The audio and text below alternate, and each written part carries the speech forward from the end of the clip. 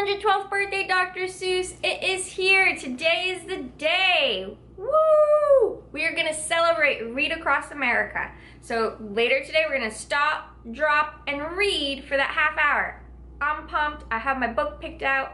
I can't wait to see how actively engaged. And remember, this does count towards your reading challenge, which, by the way, great question asked today.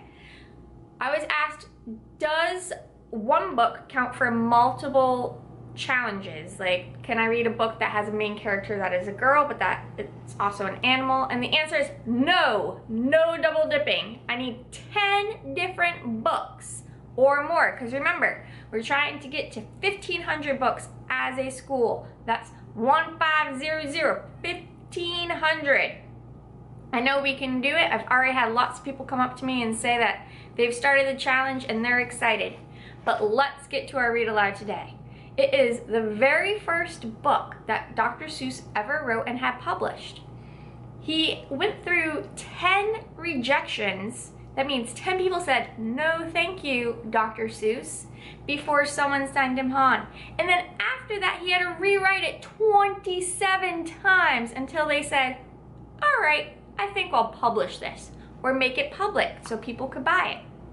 Imagine that hard work he put into this book.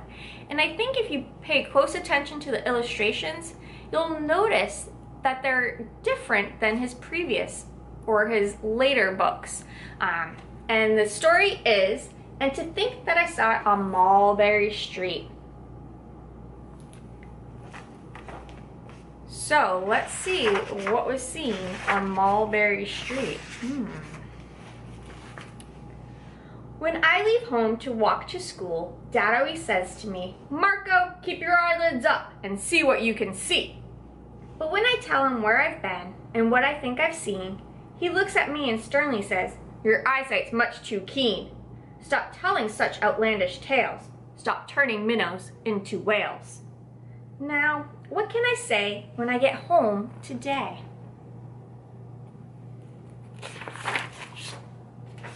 All the long way to school and all the way back, I've looked and I've looked and I've kept careful track. But all that I've noticed, except my own feet, was a horse and a wagon on Mulberry Street.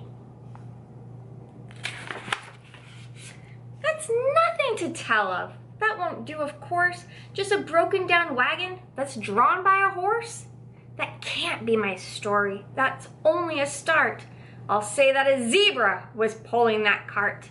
And that is a story that no one else can beat when I say that I saw it on Mulberry Street. Yes, the zebra is fine, but I think it's a shame.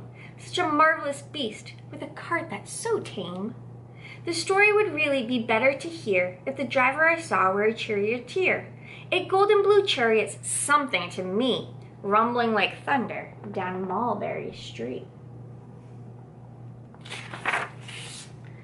No, it won't do at all. A zebra's too small. A reindeer is better. He's fast and he's fleet, and he'd look mighty smart on old Mulberry Street. A minute, there's something wrong. A reindeer hates the way it feels to pull a thing that runs on wheels. He'd be much happier instead if he could pull a fancy sled.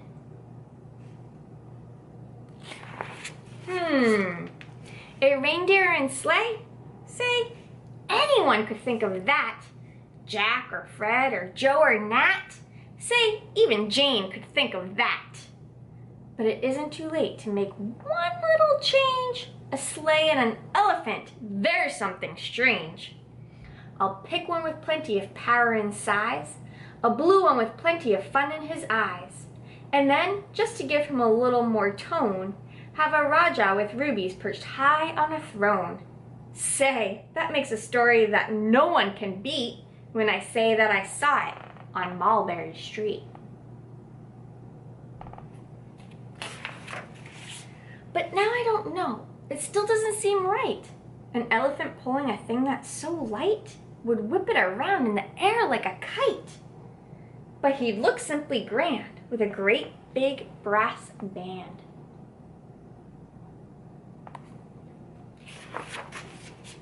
A band that's so good should have someone to hear it, but it's going so fast that it's hard to keep near it. I'll put on a trailer, I know they won't mind, if a man sits and listens while hitched on behind. But now is it fair? Is it fair what I've done? I'll bet those wagons weigh more than a ton. That's really too heavy a load for one beast. I'll give him some helpers. He needs 2, at least.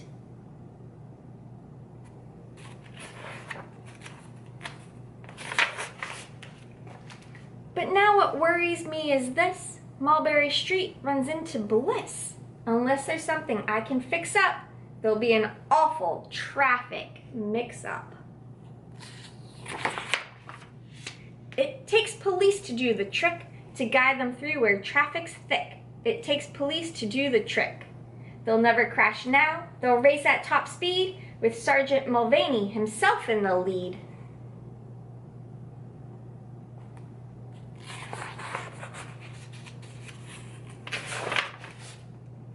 The mayor is there, and he thinks it is grand, and he raises his hat as they dash by the stand. The mayor is there, and the aldermen too, all waving big banners of red, white, and blue. And that is a story that no one can beat when I say that I saw it on Mulberry Street.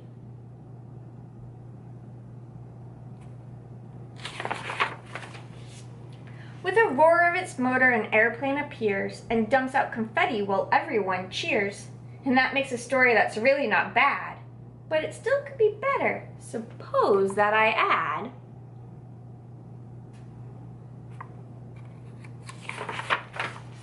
A Chinese man who eats with sticks, a big magician doing tricks, a 10-foot beard that needs a comb, no time for more, I'm almost home.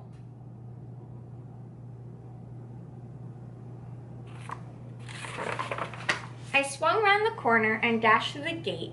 I ran up the steps and I felt simply great, for I had a story that no one could beat, and to think that I saw it on Mulberry Street. So do you think he really told his dad that story he came up with on the way to school? And why do you think he felt like he needed to create such an elaborate or fancy story to tell his dad? Have you ever made a story seem better than it actually was? Maybe today you could think of a simple story and how you can make it more exciting with some exaggeration, which means bending the truth a little bit and making the story a lot more engaging for your listener. I hope you enjoyed our story today, and I hope that you're having a great week. I'll see you around.